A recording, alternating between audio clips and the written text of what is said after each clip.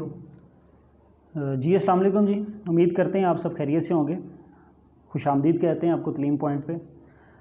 आज का जो हमारा टॉपिक है वो है कि किस तरह से आप रेफरेंस टू द कॉन्टेक्स्ट वाला क्वेश्चन अटेम्प्ट कर सकते हैं और ये 20 नंबर जो हैं वो अपनी तरफ कर सकते हैं। इसमें से आपके कोई मार्क्स नहीं कटेंगे।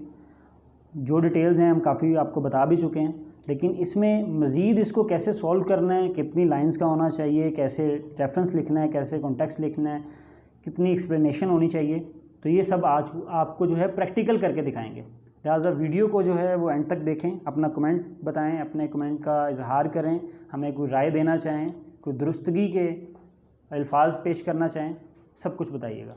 तो चलिए टू द पॉइंट स्टार्ट करते हैं। सेक्शन 1 का जो ये क्वेश्चन है पंजाब यूनिवर्सिटी का BA BSc पार्ट 1, लेकिन ये BA का ही पेपर है, सप्लीमेंट्री का है। जबकि आप टिप्स में अगर देखेंगे तो आपको एनुअल ही पेपर्स मिलेंगे, तो ये सप्लीमेंट्री का है। ये आपके लिए बहुत बहुत मुबारक और आपके लिए बहुत खुशखबरी की बात है कि सप्लीमेंट्री का पेपर कभी किसी ने नहीं दिखाया, क्योंकि ये स्टूडेंट्स के पास होता है, ये किसी टिप्स में नहीं होता। तो आप सप्लीमेंट्री के इस पेपर का स्क्रीनशॉट ले सकते हैं। अब ये ग्रुप 2 का है और BA पार्ट 1 की इंग्लिश है। Section 1 question number 1, explanation with reference to the context any 3। 5 आएंगे A B C D और E। ये हम आपको डिटेल से बता चुके हैं कि A B C में जो आता है उसकी कैसे पहचान करनी है, D और E में प्ले आता है उसकी कैसे पहचान करनी है, A B C में पोइम ही क्यों आती है, ये सारा कुछ हम आपको वीडियोज़ में बता चुके हैं। आप सर्च करेंगे BA English part 1 paper pattern तो आपके सामने आ जाएगी वीडियो। तो चलिए स्टार्ट करते हैं। वो कह रहे हैं कि क्वेश्चन नंबर A जो है उसमें ये 2 लाइंस दी गई हैं, ये किस प्ले से आई हैं, इसका रेफरेंस, कॉन्टेक्स्ट और एक्सप्लेनेशन करें। कुछ बच्चे हैं, आपको बताता चलूँ कि कॉन्टेक्स्ट और एक्सप्लेनेशन इकट्ठी लिखते हैं, यानी कि कॉन्टेक्स्ट विद एक्सप्लेनेशन की हेडिंग देते हैं और दोनों को एक ही साथ लिखते हैं। लेकिन कुछ बच्चे हैं वो रेफरेंस अलग से लिखते हैं, कॉन्टेक्स्ट अलग से लिखते हैं और एक्सप्लेनेशन अलग से लिखते हैं, ताकि उनको तीनों के अलग अलग मार्क्स मिल सकें। तो 2 नंबर जो हैं वो रेफरेंस के होते हैं और एज़ पर अकॉर्डिंग आपकी राइटिंग, प्रेजेंटेशन, इन सारों को मिलाकर आपका जो प्रेजेंट करने का तरीका है, आपका जो उसमें दुरुस्तगी है, स्पेलिंग मिस्टेक तो नहीं है, इस तरह जो है उनके मार्क्स होते हैं। इसका 1 नंबर भी मिलता है, 2 भी होते हैं और 3 भी होते हैं। तो लिहाजा हम आपको अब लेके चलते हैं कि आपने किस तरह सॉल्व करना है। तो ये क्वेश्चन पेपर आपने देख लिया, मैं इसको अटैम्प्ट करने जा रहा हूँ। क्वेश्चन नंबर 1 का A जो पार्ट है, आप इसके लिए मार्कर भी इस्तेमाल कर सकते हैं और ये मार्कर कट निब वाला हो सकता है और ये गुलाई में हो सकता है, कोई भी मार्कर हो सकता है। तो आप अगर कट निब वाला मार्कर चलाना जानते हैं, ये आपको मैं दिखा रहा हूँ, तो आप इससे भी लिख सकते हैं। अब ये आपका पेपर है, सेक्शन 1 लिखने की बिल्कुल भी ज़रूरत नहीं है। डायरेक्ट आपको जो आता है आपने डायरेक्ट यहाँ पे लिखना है क्वेश्चन नंबर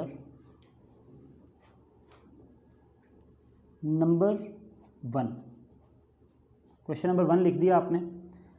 इसके लिए जितनी जगह चाहिए उतनी रिक्वायर्ड है, बिल्कुल सेंटर में लिखें ताकि वाज़िया हो, नज़र आए। साइडों पे आप लाइंस लगा सकते हैं या इसको आप इस तरह फोल्ड कर लीजिए। फोल्ड करने के बाद ये होगा कि आप लाइंस एंड पे लगा सकते हैं। कितना फोल्ड करना है ये सारा कुछ आप जानते हैं और हम इस पे वीडियो भी बना चुके हैं। इतना फोल्ड कीजिए, अपना पेपर स्टार्ट कीजिए और पेपर स्टार्ट करने के बाद एंड पे भी लाइंस लगा सकते हैं, स्टार्ट में भी लाइन लगा सकते हैं। तो लिहाजा चलिए क्वेश्चन नंबर 1 का जो है वो मैं आपको रेफरेंस बता रहा हूँ। रेफरेंस के REF लिख के कुछ बच्चे आगे डॉट्स लगा देते हैं। आप REF ERENCE रेफरेंस कंप्लीट लिख के आगे भी डॉट लगा सकते हैं। इसको क्लोज़ करें, इसके नीचे डबल लाइन लगा दें। वो आप पेन से लगा सकते हैं, मार्कर से लगा सकते हैं, स्केल से हेल्प लेकर लगा सकते हैं। रेफरेंस लिखें और नीचे जो है आप कम से कम 3 लाइंस छोड़ दें। फिर नीचे आप लिखें कॉन्टेक्स्ट, और कॉन्टेक्स्ट के जो स्पेलिंग हैं, कुछ बच्चे लिखते हैं CONTACT, वो कॉन्टैक्ट होता है। कुछ बच्चे लिखते हैं CONTAXT, कॉन्टेक्स्ट। लिहाजा आप अपने क्वेश्चन पेपर पे जाइए, रेफरेंस की स्पेलिंग यहाँ से देख लें, कॉन्टेक्स्ट की स्पेलिंग यहाँ से लें, ताकि आपके मार्क्स ना कटें। अगर आपका स्पेलिंग का इशू है, आपकी वोकैबुलरी वीक है, रेफरेंस की स्पेलिंग ये हैं, कॉन्टेक्स्ट के ये हैं। रेफरेंस के यहाँ लिख दें, कॉन्टेक्स्ट के यहाँ लिख दें, दोनों के नीचे लाइन लगाएं ताकि ये वाज़िया हो सके। Reference, context. रेफरेंस के अंदर क्या लिखना है, कॉन्टेक्स्ट के अंदर क्या लिखना है, ये मैं आपको बताता हूँ। आपने क्वेश्चन पेपर पे आना है, क्वेश्चन पेपर की लाइंस पढ़नी है। When everybody is greeting the rain, the rebel regrets the absence of sun. अब ये हम आपको लास्ट वीडियो में क्योंकि इसका रिव्यू बताया था तो इसलिए साथ लिखा हुआ है कि ये रेबल से ली गई है।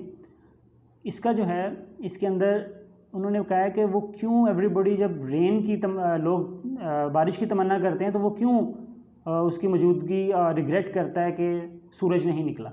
तो इस तरह आपने इसकी दोनों लाइंस को अच्छी तरह रीड करना है, उर्दू में समझना है और फिर आपने पहचान करनी है कि ये रेबल से ही आया है। जब आपको कंफर्म हो जाए इधर उधर से पूछने की ज़रूरत नहीं है, अगर आपकी तैयारी होगी तो आप इसको अच्छी तरह ट्रेस कर लेंगे। रेबल से आया है, इसको इसी तरह एज इट इज़ आपने यहाँ पे लिखना है। These lines have been taken,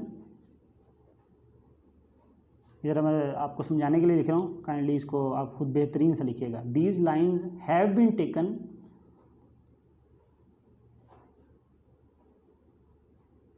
from the bear, ये बियर से लिया गया है। बियर को जो है वो हाईलाइट कर दें, टी का जो है वो फर्स्ट आप कैपिटल लिख सकते हैं।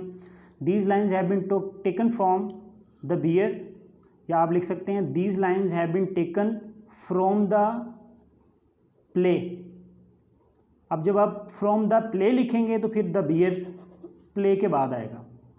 The bear, these lines have been taken from the play, और जो प्ले का नाम है वो अब आपने देखना है कि जो आप प्ले लिखना चाह रहे हैं। इधर द बियर है, तातारी है, कोई भी पोइम है, प्ले है, जो भी इसका भी आप रेफरेंस कर रहे हैं उसका आपने यहाँ से देख लेना कि ये किसका है। अब ये रेबल का है तो मैं यहाँ पे रेबल लिख सकता हूँ। These lines have been taken from the play, या these lines have been taken from the poem, क्योंकि ये पोइम रेबल है तो मैंने प्ले इसलिए लिखा क्योंकि प्ले के भी रेफरेंस टू कॉन्टेक्स्ट आता है। These lines have been taken from the play bear, these lines have been taken from the poem rebel. तो पोइम का लिख रहे होंगे तो पोइम का नेम लिख दीजिएगा, बियर का प्ले का लिख रहे होंगे तो the bear, smoke screen, something to talk about, जो भी होगा वो लिख लीजिएगा। फिर आपने पेन की मदद लेनी है और आपने लिखना है रिटन बाय। अब रिटन बाय आगे आ जाएगा शायर का नाम, रिटन बाय एंटन चीक, जो जो इसके शायर हैं वो उसका आपने शायर का नाम लिखना है। क्वेश्चन को पढ़ने के बाद आपको दो चीज़ें क्लियर होंगी कि ये किस प्ले से या पोइम से लिया गया है और इसके शायर का क्या नाम है। अब ये जो आपकी ये 3 लाइंस हैं, अगर आप पेपर इस तरीके से स्टार्ट करते हैं तो 2 से 3 नंबर आप इजीली ले सकते हैं सिर्फ इन 3 लाइंस के। अब आगे कॉन्टेक्स्ट की तरफ चलिएगा। कॉन्टेक्स्ट का मतलब याद रखिएगा कि जो आपको लाइंस पूछी गई हैं उन दोनों लाइंस को आपने एक्सप्लेन करना है तो आपका कॉन्टेक्स्ट बनेगा। 1 2 3 4 5 से 6 लाइन जो हैं आपकी इनफ हैं। अब आपने यहाँ से उसको ट्रेस करना है कि जो आपसे पूछा गया है उसका ये द बियर है, रिटन बाय एंटन चीक है। इन दोनों लाइंस को आपने दोबारा रीड करना है और इसी को ही एक्सप्लेन कर देना है। और एक्सप्लेन इस तरह से करना है कि in this play writer tells us about, इस तरह आपने स्टार्ट करना है और साथ ही जो है आपने 5-6 लाइंस में इसको लिख देना है।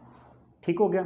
मैं आपको इसलिए नहीं लिख के बता रहा ताकि आपको कंफ्यूज ना होंगे। ये एक मल्टी क्वेश्चन है और मल्टी शीट है, तो लिहाजा आपने कोई भी क्वेश्चन आता है तो आपने यहाँ पे स्टार्ट कर देना है। और अगर आप चाहते हैं कि कॉन्टेक्स्ट किस तरह लिखा जाए तो हमारी प्रीवियस वीडियोस में देख सकते हैं। अब चलते हैं हम आगे एक्सप्लेनेशन की तरफ। तो ये आपका जी नेक्स्ट पेज है। यूनिवर्सिटी की शीट क्योंकि इस रुख की होती है तो इसलिए आपको रजिस्टर पे समझाना पड़ रहा है। अब आपने यहाँ देनी है हेडिंग एक्सप्लेनेशन, और आपको एंड पे एक बहुत इंपॉर्टेंट बात बताऊँगा, वीडियो को एंड तक देखिएगा। एक्सप्लेनेशन जब आप लिखें तो आपने फिर इसी तरह स्टार्ट करना है। In this play writer tells us about, ये एक मल्टी होता है। इन दिस प्ले या पोइम, इन दिस प्ले या पोइम, कोई भी अगर प्ले है तो in this play writer tells us about, या शायर का नाम लिख दीजिएगा। In this play Anton chief tells us about, writer tells us about. अब जो लाइंस आपको दी जाएंगी आपने उनके बारे में ज़िक्र कर देना है, क्योंकि आपने स्टोरी पढ़ी है, आपकी इस पर तैयारी है, प्रिपरेशन है, तो इसलिए आप इसको एक्सप्लेन ज़्यादा अच्छे से कर सकेंगे। साथ अपने नोट्स ओपन कर लें, गाइड है, बुक है, जो भी है उसको नोट्स सामने रखें और उससे नोट करते जाएं।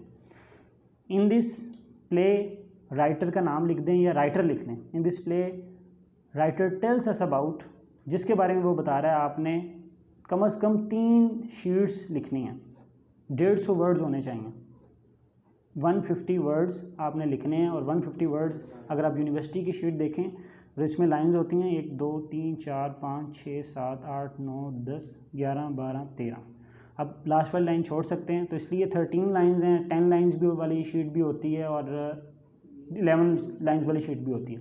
तो लिहाजा आपने इस तरह जो है 1 साइड की जो लाइन पेज है इसको फिल करना है, इसी तरह ही नेक्स्ट पेज जो है उसका एक पेज फिल करना है और इसी तरह थर्ड पेज फिल करना है। 3 पेज आपके इनफ होंगे। तो ये आपने तरीका समझ लिया। दोबारा मैं आपको बताता हूँ कि जो इम्पोर्टेंट बात है, क्वेश्चन नंबर 1 था रेफरेंस कॉन्टेक्स्ट।